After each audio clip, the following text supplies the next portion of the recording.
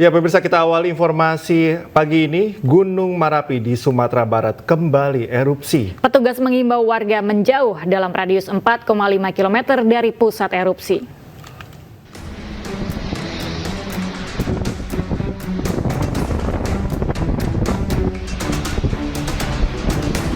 Gunung Merapi yang terletak di Kabupaten Agam dan Kabupaten Tanah Datar, Sumatera Barat meletus pada Sabtu pagi. Dari video amatir warga yang melintas, terlihat tinggi kolom abu letusan diperkirakan mencapai 500 hingga 700 meter di atas puncak gunung. Asap letusan gunung berketinggian 2.891 meter di atas permukaan laut juga terlihat dari Kota Padang Panjang dan Koto Baru, Kabupaten Agam.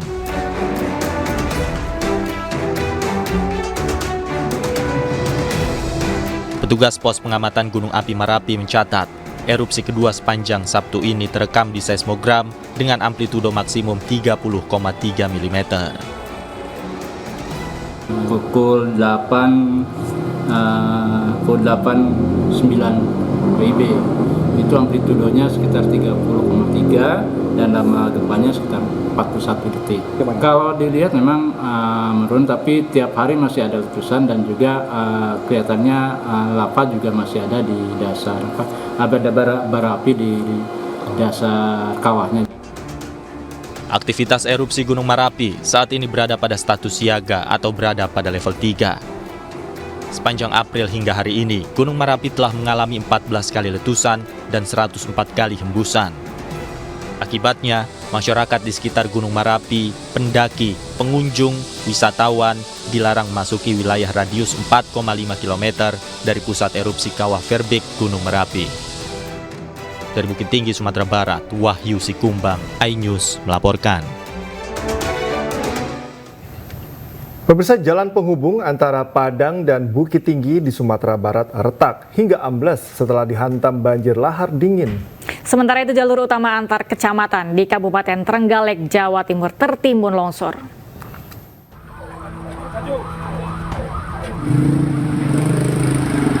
Jalan di Kelok Lubuak Hantu Kabupaten Tanah Datar, Sumatera Barat amblas setelah sempat mengalami retak akibat dihantam banjir lahar dingin Gunung Merapi. Terkait hal itu, di kawasan ini diberlakukan tutup buka jalan untuk kendaraan dari arah Bukit Tinggi menuju Padang Panjang.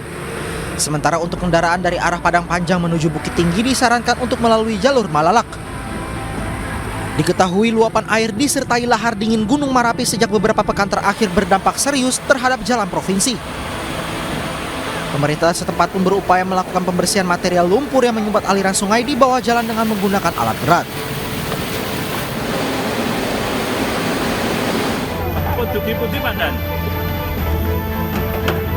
Sementara itu, tanah longsor terjadi di kilometer 15, Desa Surenlor, Kecamatan Bendungan, Trenggalek, Jawa Timur.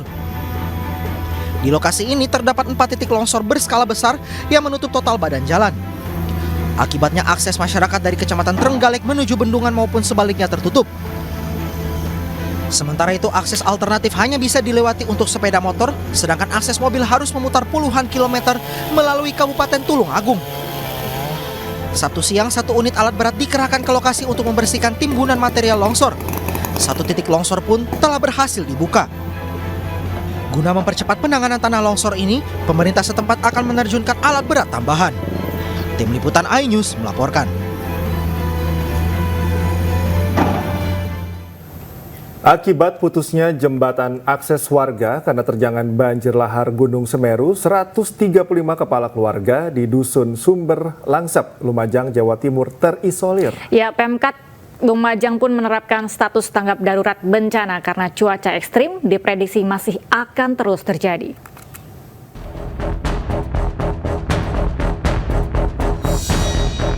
...135 kepala keluarga di Dusun Sumber Langsep, Desa Jugosari, Lumajang, Jawa Timur, terisolir pasca terjangan banjir lahar Gunung Semeru, memutus satu-satunya jembatan akses jalan. Warga pun nekat menyeberangi derasnya lahar Sungai Regoyo, hanya demi bisa membeli sembako dan gas LPG untuk kebutuhan sehari-hari. Kondisi ini diperparah dengan putusnya jaringan listrik. Warga terpaksa bertahan tanpa penerangan. Hingga saat ini, warga mengaku belum mendapat bantuan logistik. Ya itu tadi dari sana ke sini kena batu itu. Takut ya takut kayak apa kalau nggak takut itu. Terpaksa ya? Iya terpaksa, soalnya nggak ada mau masak, nggak ada minyak gasnya, masih cari ke sana. Ya, petengan nggak ada lampu, nggak ada listrik. Ini mau cari minyak gas sama apa damar komplek. Sementara itu, pemerintah Kabupaten Lumajang resmi menetapkan masa tanggap darurat bencana selama 14 hari ke depan, mulai tanggal 19 April hingga 2 Mei 2024. Hal itu dilakukan guna mempercepat penanganan pasca bencana, termasuk pembenahan infrastruktur yang rusak akibat terjangan banjir lahar. Karena memang sudah dampaknya sudah cukup meluas, ada 9 kecamatan dan juga ada korban jiwa. Tidak hanya itu, banyak juga infrastruktur yang rusak. Maka kami atas nama pemerintah Kabupaten Lumajang menetapkan status tanggap darurat bencana. Selain itu, status tanggap darurat bencana juga untuk meminimalisir dampak susulan, mengingat cuaca ekstrim masih akan terus terjadi. Rencananya, kebijakan ini akan terus dievaluasi sesuai dengan perkembangan kondisi yang terjadi. Dari Lumajang, Jawa Timur, Yayan Nugroho, iNews melaporkan. Pasca dahsyatnya terjangan banjir lahar Gunung Semeru, pemerintah Kabupaten Lumajang, Jawa Timur menetapkan masa tanggap darurat bencana 14 hari ke depan. Masa tanggap darurat bencana ditetapkan untuk mempercepat penanganan pasca bencana.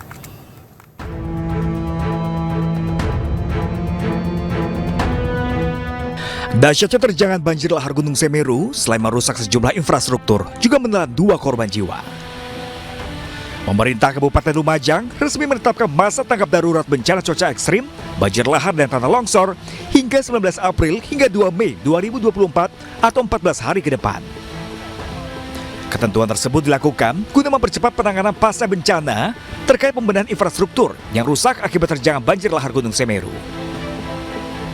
Kebijakan ini juga mempertimbangkan keselamatan warga, khususnya yang tinggal di area terdekat aliran Sungai Semeru. Warga yang berada di area zona berbahaya terdampak aliran lahar diimbau mengevakuasi diri ke tempat yang lebih aman. Karena apa? Sesuai data dari BMKG, ini intensitas curah hujan masih akan tinggi sampai dengan 21 April. Sehingga kami akan menetapkan status tanggap darurat bencana itu sampai dengan di atas tanggal 21 April. Ya. Mudah-mudahan, mohon doanya semua, mudah-mudahan tidak ada bencana banjir atau longsor susulan. Status tanggap darurat ini juga mengacu pada prediksi BMKG terkait terjadi cuaca ekstrim dan akan dievaluasi kembali sesuai perkembangan kondisi yang terjadi. Dari Lumajang, Jawa Timur, Yayan Nugroho, iNews melaporkan.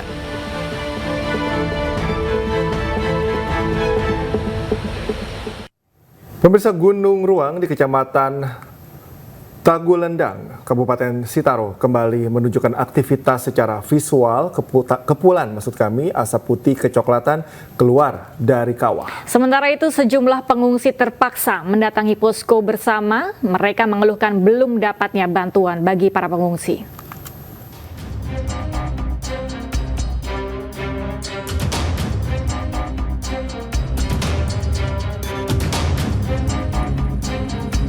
Gunung Ruang, Kecamatan Tagulandang, Kabupaten Sitaro kembali menunjukkan aktivitasnya dengan mengeluarkan kepulan asap putih kecoklatan dari kawah. Walaupun tidak menimbulkan gemuruh dan lava pijar, warga yang berada di zona merah diharapkan waspada dan tetap berada di pengungsian. Kini status gunung masih tetap berada di level 4 atau awas.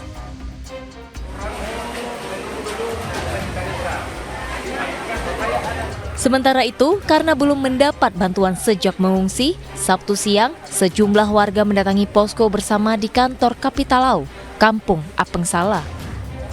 Mereka mengaku bantuan makanan yang mereka terima hanya dari para donatur, bahkan biaya sendiri.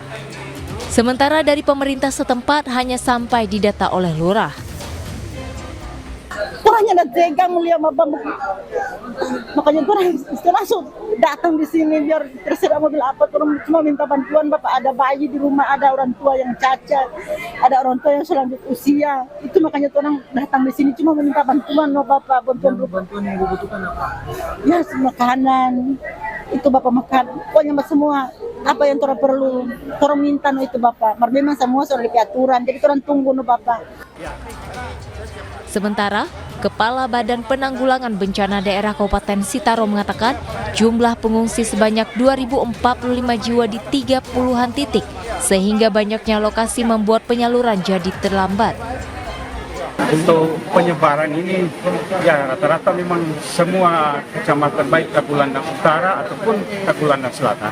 Ini ada beberapa titik, mungkin ada 20-an sampai 30-an titik. Ini juga yang merepotkan kita untuk melakukan distribusi di lapangan. Sementara armada ataupun sarana transportasi yang ada di kita, ini sangat terbatas. BPBD juga menyebutkan birokrasi penyaluran bantuan seharusnya berasal data dari lurah. Dan lurah yang mengambil bantuan untuk disalurkan agar segala kebutuhan pengungsi terpenuhi. Dari Sitaro, Sulawesi Utara, Jeffrey Langi, iNews melaporkan.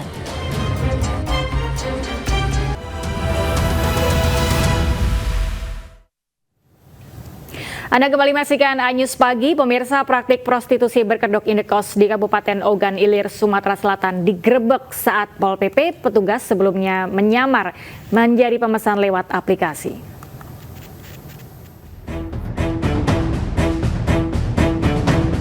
Salah seorang pekerja seks komersial diamankan petugas Satpol PP dalam razia yang menyasar indekos di Indralaya, Ogan Komering Ilir. Sebelum mengamankan 4 PSK, petugas menyamar sebagai pemesan PSK melalui aplikasi online. Para PSK ini tak hanya menerima pesanan di malam hari, tapi juga di siang hari. Razia digelar karena banyak aduan warga sekitar yang curiga kegiatan di indekos tersebut yang selalu ramai muda-mudi. Datang hilang gitu kan. Kalau sudah habis razia hilang. Kalau sudah dirazia hilang kan ntar datang lagi. Memang untuk regulasi itu melanggar Perda nomor 9 tahun 2021. Untuk sanksi nanti kita akan melakukan pemanggilan untuk pemilik. Petugas juga memperingatkan pemilik kos agar hal serupa tak kembali terjadi.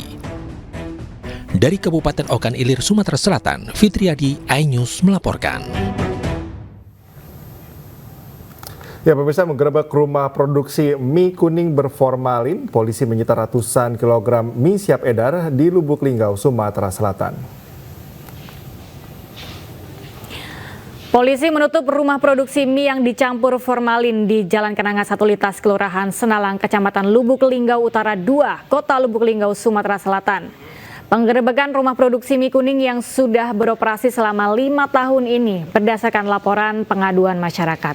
Lebih dari 200 kg mie formalin siap edar langsung disita. Dalam 1 bulan, mie bercampur boraks dan formalin itu diproduksi 5 hingga 6 ton. Mie tidak layak konsumsi itu kerap dipasarkan di pasar satelit Kota Lubuk Linggau. Hingga kini pemilik rumah produksi dan karyawannya masih dalam pemeriksaan polisi.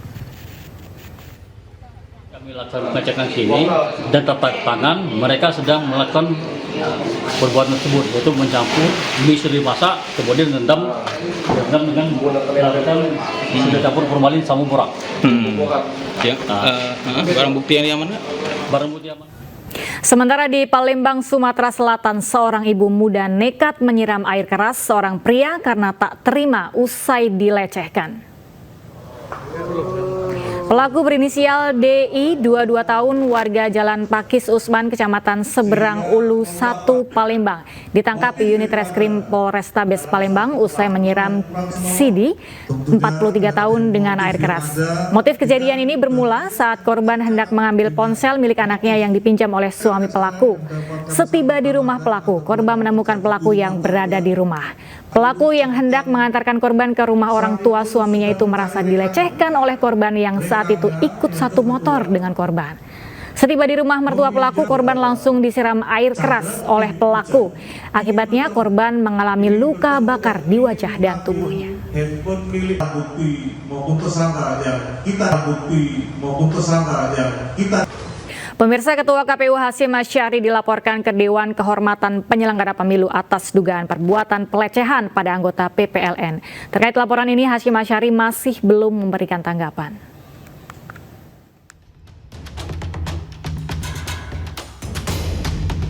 Tim kuasa hukum terduga korban asusila, yakni dari Lembaga Konsultan Bantuan Hukum Fakultas Hukum Universitas Indonesia, menyambangi kantor Dewan Kehormatan Penyelenggara Pemilu atau DKPP melaporkan Ketua KPU Hasyim Asyari yang diduga melakukan pelanggaran etik. Hasyim diduga mendekati hingga merayu seorang anggota PPLN untuk tujuan asusila atau keinginan pribadi yang dilakukan dengan menggunakan relasi kekuasaan. Kita melaporkan Ketua KPU ya ke DKPP atas pelanggaran etik, integritas dan profesionalitas yang melibatkan diduga melibatkan tindakan-tindakannya dalam membina hubungan personal, hubungan romantis dengan seorang PPLN di luar negeri.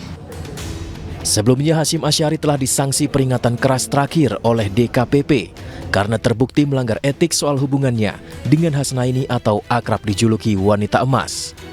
Tim kuasa hukum terduga korban mengharapkan dengan tindakan pelanggaran etik ini dapat memberikan sanksi penghentian Hasyim Asyari dari jabatannya sebagai Ketua Umum KPU.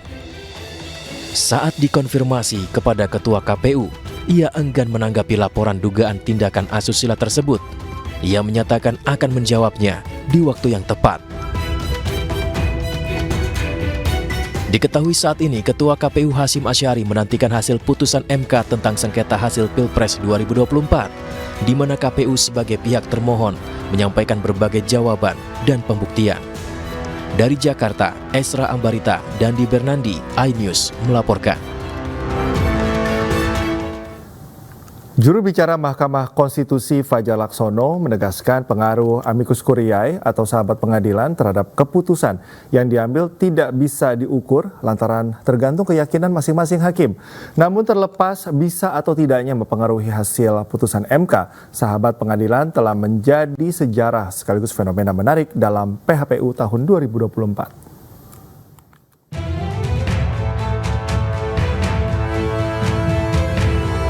Mahkamah Konstitusi akan membacakan putusan sidang perselisihan hasil pemilihan presiden 2024 pada Senin atas gugatan yang diajukan oleh kubu pasangan calon presiden dan wakil presiden Anies Baswedan, Muhaimin Iskandar, serta Ganjar Pranowo, Mahfud MD. Gugatan terhadap hasil Pilpres bukanlah hal baru sejak pemilu langsung digelar pada 2024. MK selalu menangani gugatan hasil Pilpres. Namun ada sejumlah keputusan dan peristiwa baru yang terjadi pertama kali sepanjang sejarah sengketa hasil pemilu di MK. Di antaranya, banyak pihak yang mengajukan menjadi amicus curiae. Bahkan hingga Jumat 19 April 2024, Mahkamah Konstitusi telah menerima 47 pengajuan amicus curiae dari berbagai kalangan, termasuk dari Megawati Soekarno Putri. Amicus curiae dikenal sebagai sahabat pengadilan, merupakan praktik hukum yang memungkinkan pihak lain di luar pihak berperkara untuk terlibat dalam peradilan. Berfungsi mengklarifikasi isu faktual, menjelaskan isu hukum, dan mewakili kelompok tertentu. Tidak berhubungan dengan penggugat atau tergugat, namun memiliki kepentingan dalam suatu kasus. Sementara itu, juru bicara Mahkamah Konstitusi Fajar Laksono mengatakan, amicus curiae belum tentu dibacakan saat sidang putusan karena tidak ada di peraturannya. Fajar juga menegaskan berpengaruh amicus curiae terhadap keputusan yang diambil tidak bisa diukur lantaran tergantung keyakinan hakim. Nggak ada aturan yang harus dibacakan gitu kan. Makanya saya bilang kemarin amicus curiae itu bisa saja dipertimbangkan. Beri pertimbangan itu bisa sebagian atau seluruhnya, atau mungkin juga tidak dipertimbangkan, kan begitu. Bergantung pada masing-masing hakim konstitusi. Oh ini oke, oh ini relevan, ini enggak. Yang memberikan penilaian hukum, yang memosisikan amicus curiae itu seperti apa, itu ke keyakinan masing-masing hakim. Jadi nggak ada keharusan untuk membacakan atau memperlakukan seperti apa terhadap amicus curiae. Namun terlepas bisa atau tidaknya mempengaruhi hasil putusan Mahkamah Konstitusi, amicus curiae kali ini telah menjadi sejarah sekaligus fenomena menarik dalam PHPU tahun 2024. Tim Liputan iNews melaporkan. Mahkamah Konstitusi akan membacakan putusan sengketa Pilpres pada Senin 22 April. MK memiliki beberapa opsi dalam mengambil putusan untuk mengembalikan marwahnya usai mendapat sorotan publik.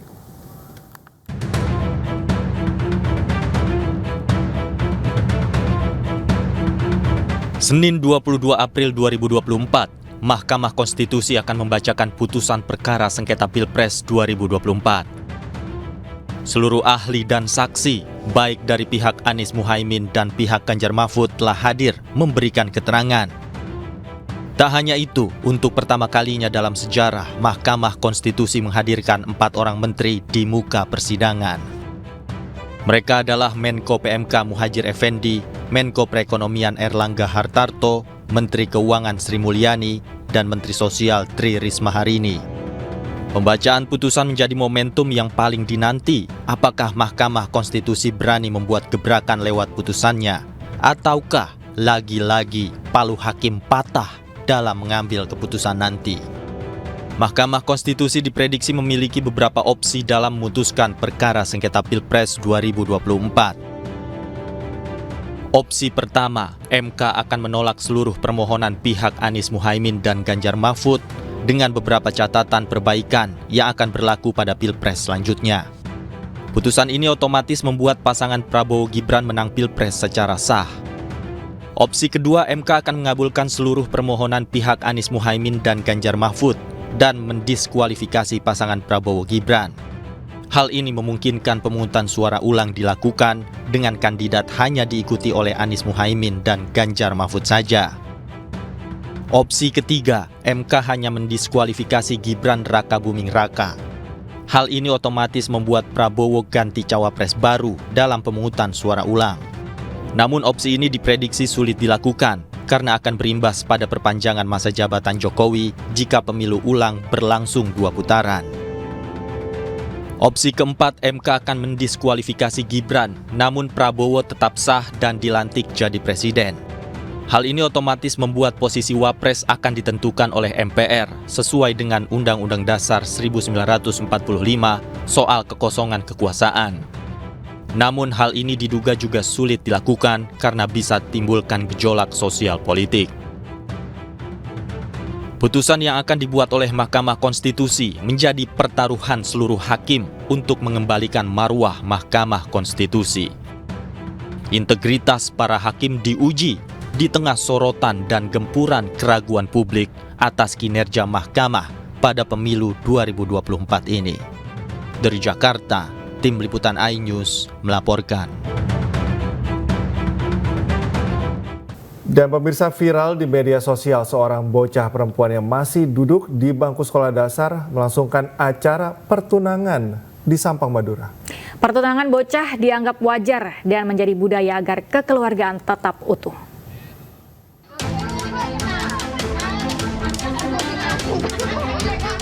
Viral di media sosial, sepasang bocah perempuan dan bocah laki-laki melangsungkan acara pertunangan di Desa Dharma Camplong, Kecamatan Camplong, Kabupaten Sampang, Jawa Timur.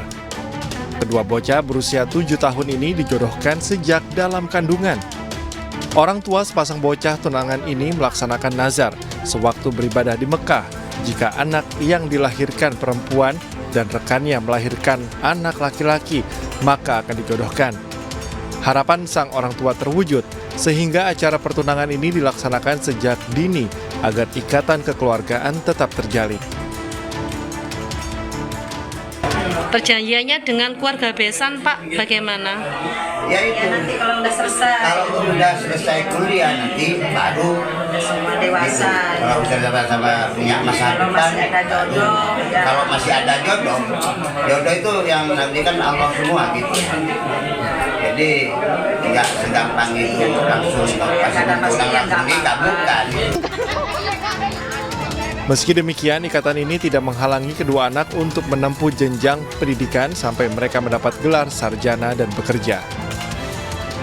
Dari Sampang, Jawa Timur, Fatur Rahman, iNews melaporkan.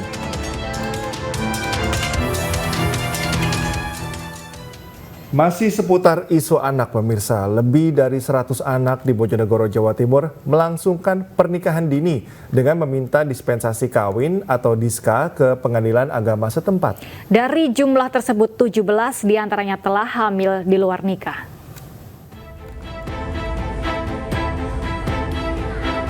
Berdasarkan data kantor Pengadilan Agama Kabupaten Bojonegoro, mulai Januari hingga akhir Maret 2024, Tercatat sebanyak 104 anak mengajukan dispensasi kawin atau diska.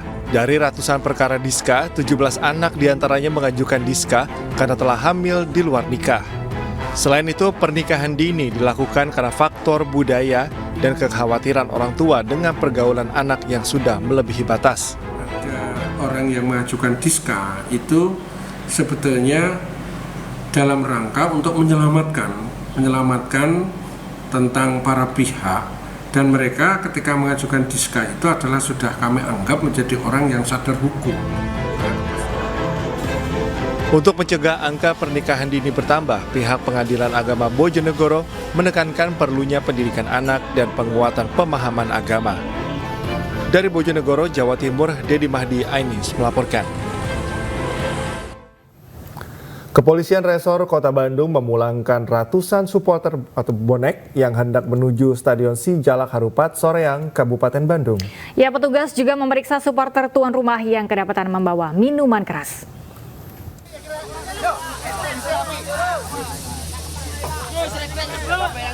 Beginilah suasana rombongan supporter klub sepak bola Persebaya yang terjaring penyekatan oleh petugas kepolisian Resort Kota Bandung saat hendak menuju Stadion Sijalak Harupat, Soreang, Kabupaten Bandung, Sabtu siang. Para bonek berencana menyaksikan pertandingan bola antara Persib Bandung melawan Persebaya Surabaya.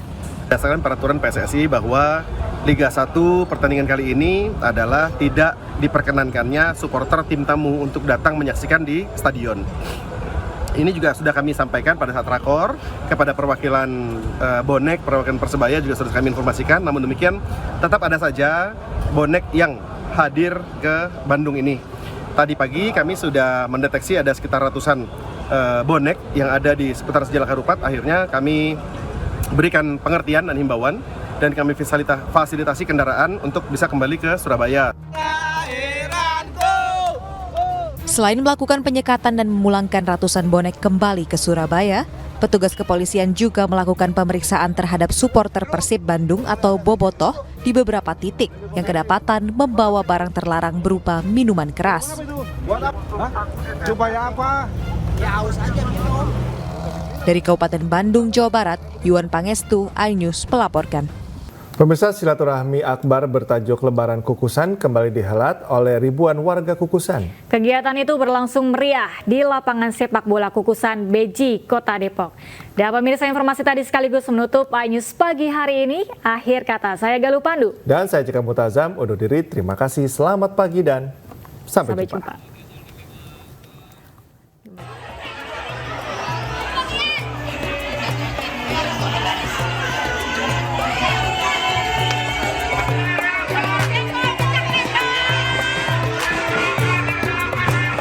Sama halnya dengan tahun lalu, Lebaran Kukusan diadakan dalam rangka mempertahankan tradisi rantangan dan silaturahmi dengan melibatkan berbagai lapisan masyarakat yang ada di Kelurahan Kukusan. Selain tradisi makan bersama, kegiatan ini juga menyediakan sejumlah lapak UMKM. Lebaran Kukusan ini digelar sebagai bentuk silaturahmi antar warga Kukusan agar kedepannya lebih kompak untuk memajukan wilayah Kukusan dengan tradisi rantangan. Ketemu seluruh warga, mungkin perwakilan lah ya, tadi sama ada semua, cuma ya seneng lah, ibu-ibu seneng ya, masak-masak bareng, makan bareng juga di sini. Memang ini semua warga Kukusan, khusus warga Kukusan? Ya, diundang seluruh warga Kukusan, paling nggak perwakilan semua wilayah ada lah.